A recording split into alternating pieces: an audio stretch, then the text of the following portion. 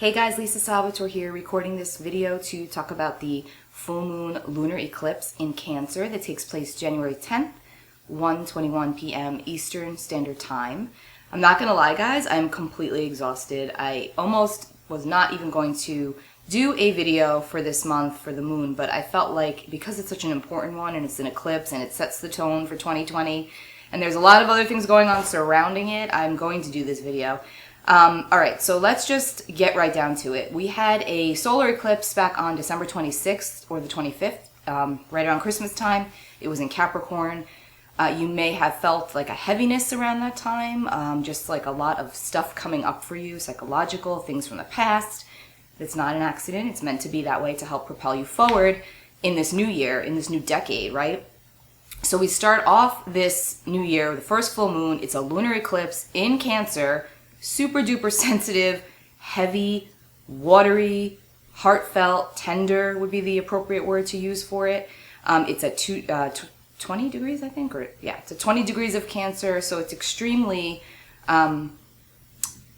tender. I mean, that's the best way I can say it. Imagine like you have a wound on your knee or wherever, and now you've been slowly ripping that band-aid off, and every time you rip a piece of it, a corner, as you know with a wound, it hurts when the air gets in it, so you might cover it back up and deal with it later, right? Well, when we have eclipses happening like this, especially to start off the year in Cancer, this eclipse, what happens is you can only not rip that band-aid off for so long. You have to eventually face that initial ouch, like when you pull off that band-aid and you've got that raw wound. So that's sort of what this eclipse can feel like a little bit. It's it's Cancer, it's the fourth house of home. It's where it's our foundations. It doesn't necessarily have to be your physical home, but it's like what you call home. It could be another person, it could be people, it could be groups, it could be projects, but it's your home, it's your foundation, it's what makes you feel secure, inner and outer.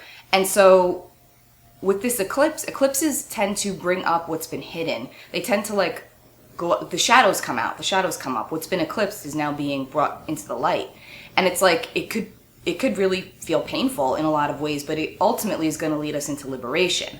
Because also the same day as this eclipse, January 10th, happens to be the day that Uranus stations direct in Taurus. So with that, you can get some liberating information that helps you move forward. You can get some shocking truths or revelations. Things could be revealed to you. You could reveal things. There's a lot that could be going on at this time. And also, not just right now, but even previously from that last solar eclipse, which was December 26th, because the time in between eclipses is extremely potent and powerful. And you always want to be paying attention to everything that comes up, in, out, around you in these times. So ask yourself what's been prominent for you these past 3 weeks. What's been present? What is it that you're looking to change, to restructure, to regroup with? Because on January 12th, we have a big transit right after the full moon, when we're still under full moon, intense emotional water energy with Cancer eclipse here. On the 12th, we have a Saturn-Pluto conjunction. Now, that happens every 30 years. It's not a long-lasting transit. It's actually quick, technically quick, but it is felt for a longer extended period of time, okay? Saturn rules over structure, boundaries, serious issues, okay? It's our limitations that are placed upon us worldwide, internally, externally, personally. And then you've got Pluto, which is all about power and transformation, stripping away what doesn't work. And it can be extremely eye-opening and painful, but to bring forth a better way, right? The old way has to die. The old structures have to die so new ones can be reborn. Now, if you think about that, this is not just referring to on the personal level or on the collective level. It's both. So there's definitely this edge to the air. Not even an edge. It's like a heaviness, emotional heaviness. You probably see it with the people around you. You yourself may feel it, depending on your sensitivity levels and what's going on in your own chart. That's a totally different, element to bring into this. But this Saturn-Pluto conjunction on January 12th is a big deal, okay? The last time we had this was in 1982, I believe, and it was in Libra. And it was all about, think about what's happened since 1982, right? It's gender equality. It's, political correctness. Now it's in Capricorn, which is all about hierarchy, political correctness again, rules, structures. Look at what's going on without getting too into all of this, but look at what's going on in the world of politics. And, you know, a lot is shifting and changing. Things are going to change. We are at the precipice worldwide of some big changes, okay? Nobody will deny that, right? It's primed to be that way is all that I'm going to say. Now that's on the collective level. But on the personal level, you need to be really figuring out for yourself your structures that need to be changed.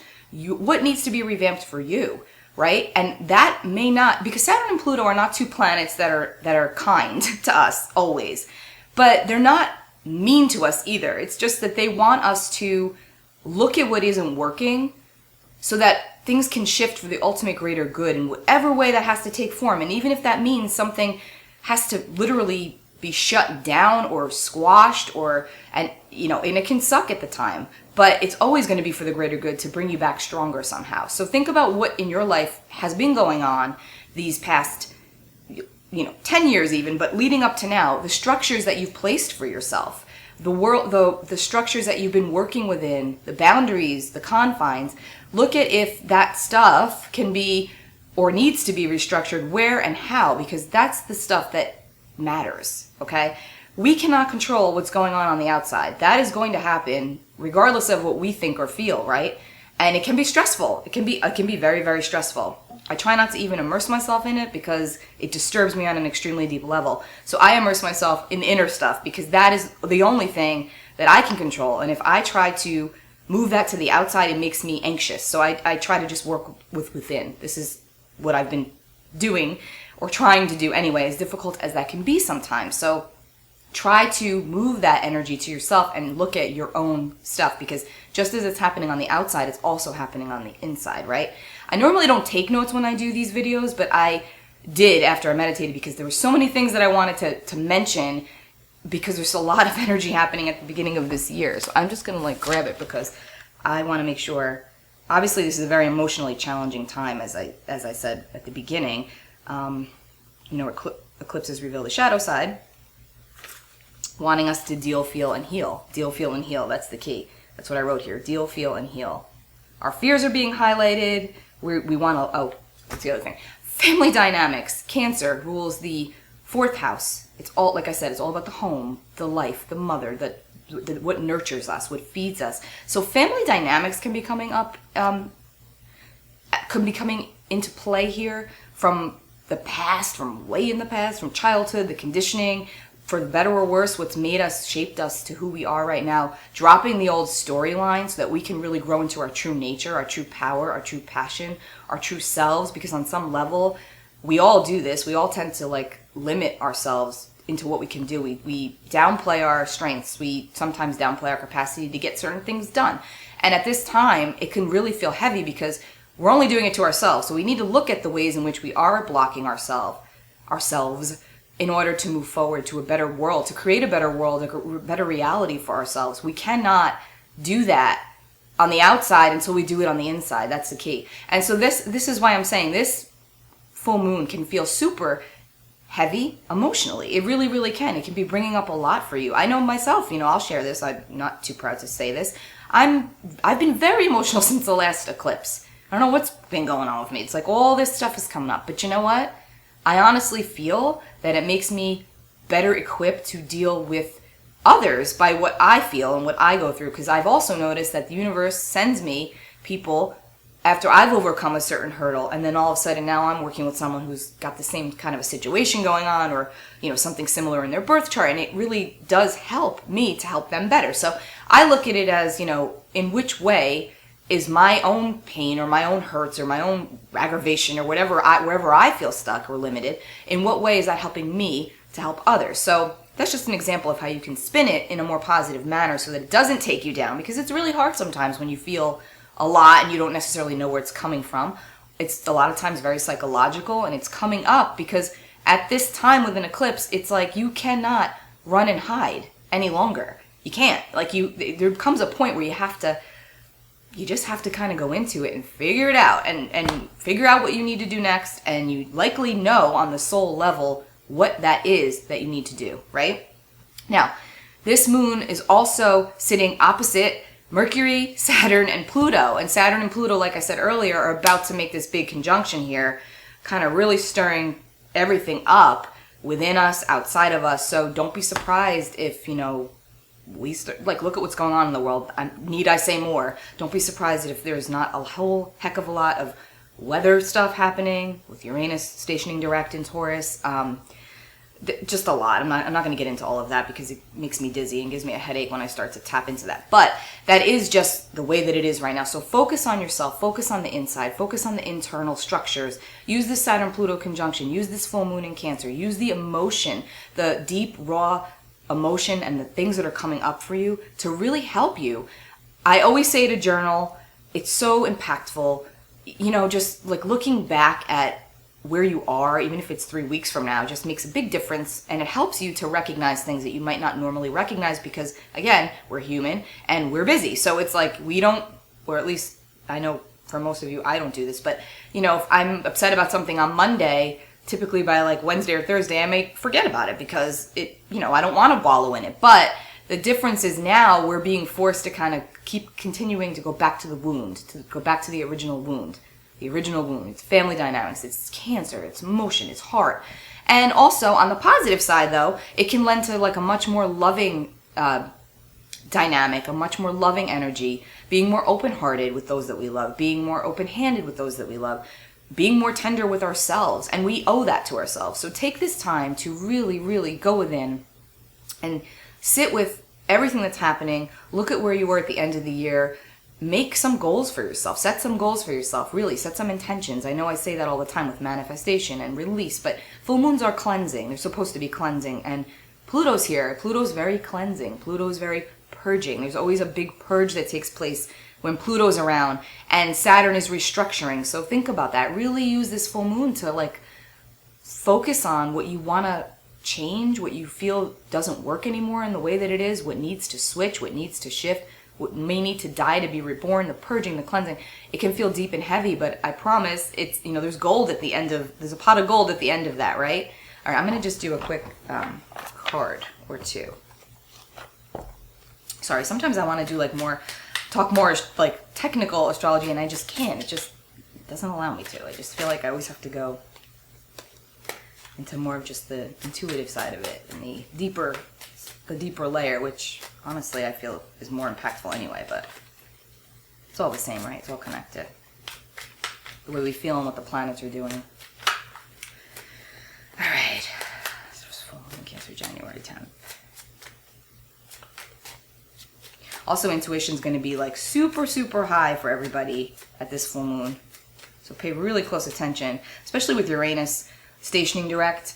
Uranus is like intuitive brilliance. That's what Uranus... Albert Einstein was very Uranian. He was like an intuitive genius, you know? He was a little off the wall, right? Because that's Uranus. But it's like there was a genius in there, an intuitive genius. And so you could be getting like flashes of psychic insight at this full moon that are extremely powerful because it's Cancer. The moon rules Cancer, okay? It's a Cancer full moon. Saturn and Pluto are very present here. There's Mercury. Like there's a lot. So it's, you know, you could be getting downloads, spiritual downloads, things that may seem random, but they're not, and you know that on some deep level, but you try to rationalize it or, you know, make it logical when it need not be. Okay, anyway, I'm going off on a tangent. All right.